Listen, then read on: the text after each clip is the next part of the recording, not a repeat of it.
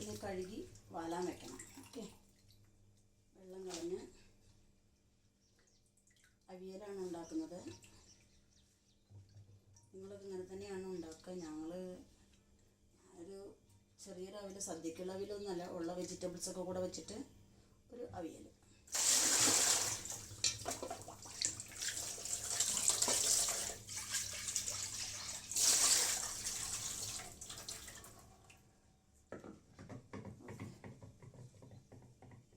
ഇതിലോട്ട് പച്ചമുളക് ഇടുന്നു.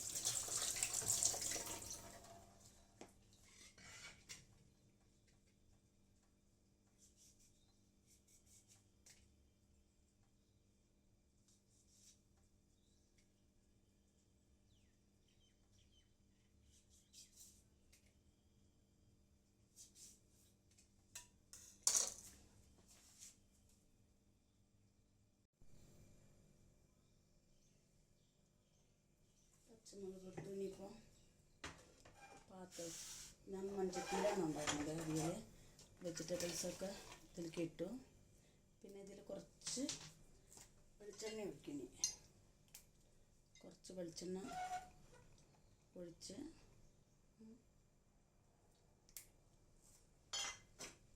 കുറച്ച് മഞ്ഞൾപ്പൊടി, മുളക് പൊടി,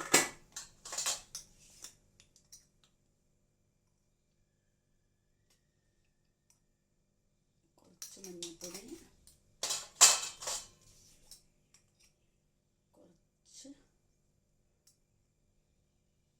കുറച്ച് മുളക് പൊടി, കുറച്ച് മഞ്ഞൾപ്പൊടി.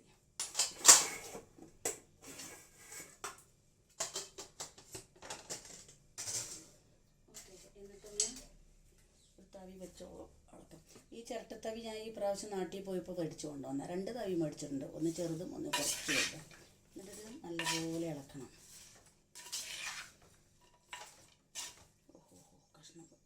ചാടിപ്പോകും.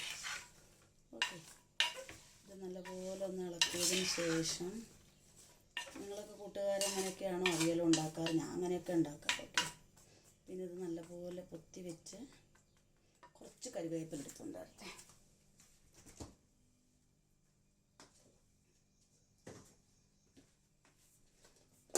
ഇവിടെ വലിയ കരിവേപ്പിൻ്റെ മരമുണ്ട്. ഞാൻ വീഡിയോയിലൊക്കെ ആദ്യം കാണിച്ചിട്ടുണ്ട്. എന്നാലും ഞാനൊരു തലപ്പ് പൊട്ടിച്ച് കഴിഞ്ഞാൽ കുറേ ഇല കാണും അതിനകത്ത്. അപ്പോൾ ഇതിൽ കുറച്ച് കരിവേപ്പിൻ്റെ ഇലയും കൂടി ഇട്ട് ഒന്ന് തട്ടിപ്പൊത്തി വെച്ച് അടുപ്പ് കത്തിക്കുക. ഒന്ന് കുറച്ച് നേരം ആവിയിലൊന്ന് വെന്തതിന് ശേഷം മതി വെള്ളം ഒഴിക്കുക. ഒന്ന് ഇളക്കി നോക്കാം. അടി പിടിക്കരുത്, അതിനൊന്ന് ഇളക്കി കൊടുക്കണം ഇടയ്ക്ക്.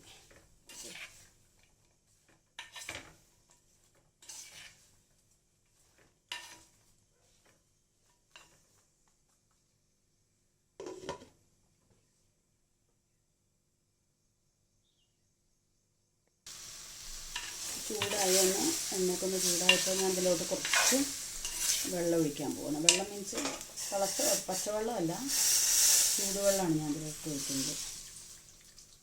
പച്ചവെള്ളം ഒഴിച്ച് കഴിഞ്ഞാൽ പിന്നെ അത് ചേന കല്ലക്കെന്ന് പറയുന്നേക്കാം. അമ്മയൊക്കെ പറയുന്നത് കേൾക്കുന്നതാണ്, നമുക്ക് അറിഞ്ഞൂടാ. അത് കാരണം ഒന്ന് ചെറു ചൂടുവെള്ളം ഒഴിക്കുക. എന്നിട്ട് പിന്നെ സാധാരണ അവിയൽ കഷ്ണം വേവുന്നത് പോലെ വേവും. അവിടെ കിടന്ന് വേവട്ടെ. ഇനി ഇതിലോട്ടുള്ള തേങ്ങ അരപ്പ്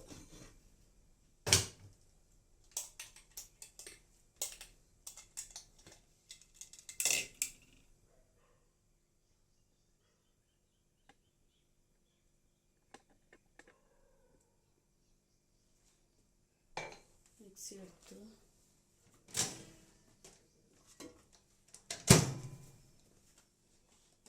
ഞാൻ തേങ്ങ 2-3 ഒരുമിച്ച് മേടിച്ച് ചിരകി ഫ്രീസറിലോട്ട് വെക്കുക ചെയ്യുക. ഓക്കെ, അപ്പോൾ അവിയലിലോട്ട് വേണ്ട തേങ്ങ എടുക്കുക. തേങ്ങ കുറച്ച് അവിയലുള്ളൂ. ഇത് ഞാൻ ചോറിന് കൂട്ടാൻ നമ്മളുടെ സദ്യക്ക് ഉണ്ടാക്കുന്ന അവിയലല്ല, നമ്മൾ വെറുതെ ഒരു നോർമലി ഉണ്ടാക്കുന്ന സദ്യക്ക് ഉണ്ടാക്കണതിൽ ഞങ്ങൾ വെളുത്തുള്ളിയൊന്നും ഇല്ല. പിന്നെ ഇതിപ്പോൾ ചോറിന് കൂടെ ഒരു സൈഡ് ഡിഷും അല്ല, ഒഴിച്ചും കഴിക്കാം. അങ്ങനത്തെ ഒരു തരത്തിലുള്ള അവിയലാണ് ഞാൻ ഉണ്ടാക്കണേ. എന്ത് ചെയ്യും, 2 അല്ലി വെളുത്തുള്ളിയൊക്കെ ഇടും. ഓക്കെ,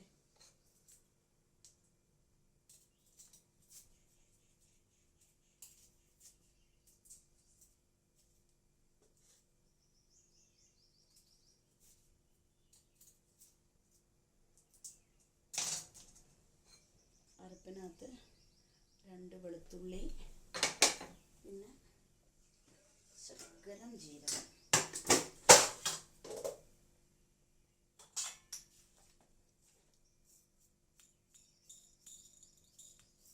കുറച്ച് ജീരകം, വെളുത്തുള്ളിയും ജീരകവും. ഓക്കെ, അരച്ചെടുക്കണം. ഒന്ന് കുറച്ചൊരു വല്ലാതെ അറിയില്ല, എന്നാലും നമുക്കറിയില്ല സദ്യക്കുള്ള അവിയലല്ല എന്നുള്ളത്. അപ്പോൾ ഇത് നമ്മൾ കുറച്ചൊരു ചോറിൻ്റെ കൂട്ടിൽ കുറച്ചൊരു പെരളൻ പോലത്തെ ഒരു ഗ്രേവി ഉണ്ടാകും. അപ്പോൾ ഇതിനകത്ത് കുറച്ച് വെള്ളം ഒഴിക്കട്ടെ. ഇതിനകത്ത് 2 പച്ചമുളക് ഇടണം, കരിവേപ്പില ഇടണം.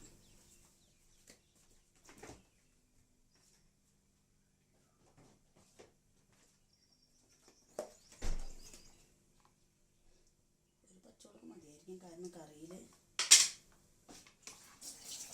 മുളക് പൊടി കുറച്ചിട്ടിട്ടുണ്ട്, 2 പച്ചമുളക് ഇട്ടിട്ടുണ്ട്. ഓക്കെ, 2 പച്ചമുളക്.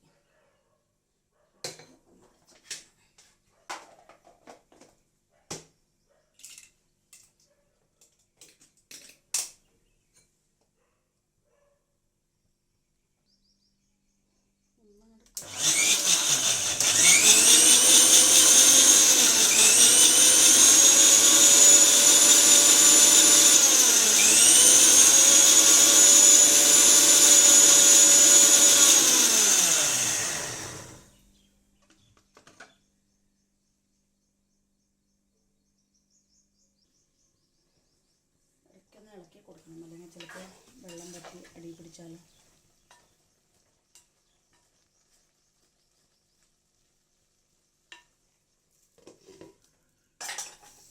കുറച്ച് തീ കുറച്ച് വയ്ക്കാം,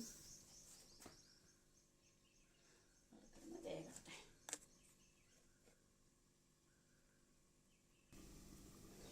ഇതിലേക്ക് കുറച്ച് തൈര് ഉടയ്ക്കണം ഇപ്പോൾ. ഓക്കെ,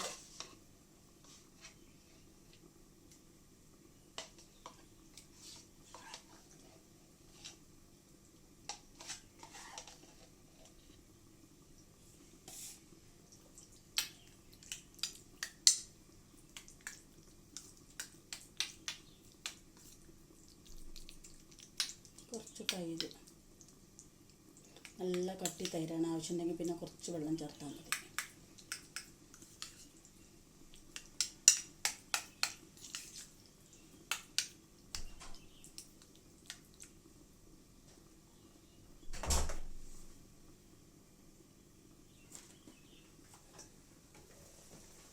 ഇളക്കി നോക്കാം, അവിയൽ അങ്ങനെ കഷ്ണം വേണ്ടതെന്ന് നോക്കട്ടല്ലേ. മെയിനായിട്ട് ഇതിൽ വേവാനുള്ളത് നമ്മളുടെ ചേനയാണ്. ചേന വെന്തോ നോക്കാം നമ്മൾ. ഇല്ല, ഒന്നും കൂടി ആവണം.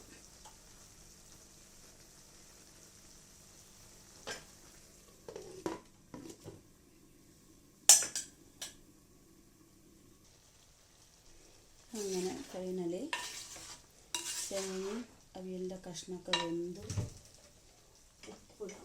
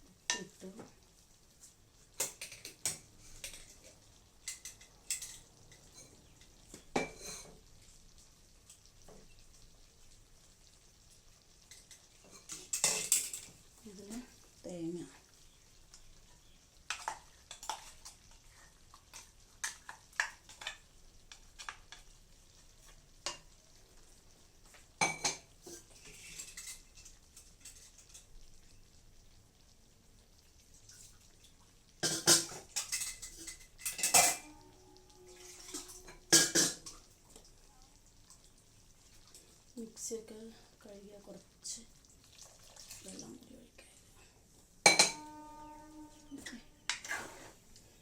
ഒന്ന് ആവി കയറട്ടെ.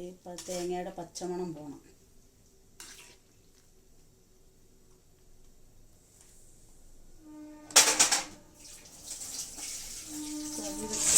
കഷ്ണം പൊടിയുന്ന ഒരു സംശയം.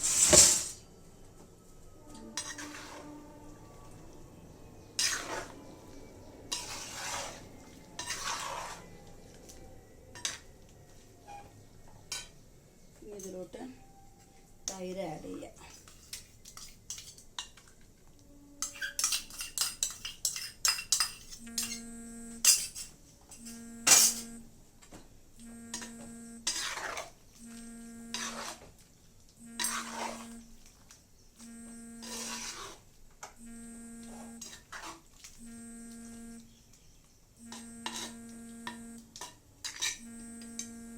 തൈര് ആഡ് ചെയ്താൽ പിന്നെ വല്ലാതെ തിളയ്ക്കണ്ട. പിന്നെ കുറച്ച് പച്ച വെളിച്ചെണ്ണ ഒഴിച്ചു കൊടുക്കാം.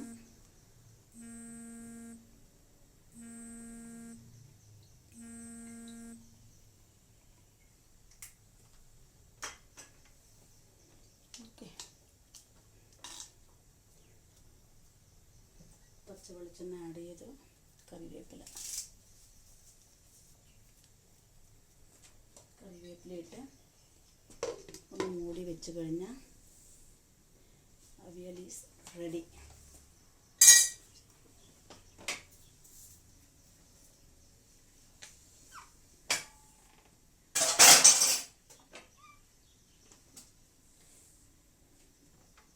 ഇത് ഞാനുണ്ടാക്കിയ അവിയൽ എല്ലാവർക്കും ഇഷ്ടമായോ? നിങ്ങളൊക്കെ ഇങ്ങനെ തന്നെയാണോ അവിയൽ ഉണ്ടാക്കാറ്? ഇഷ്ടമായെങ്കിൽ എന്നെ സപ്പോർട്ട് ചെയ്യണം, ലൈക്ക് ചെയ്യണം, കമൻറ്റും ഷെയറൊക്കെ ചെയ്യണം കേട്ടോ. ഇതാണ് അവിയൽ. ഓക്കെ, ഒന്ന് തള വന്നാൽ നമുക്ക് ഓഫാക്കി വയ്ക്കാം.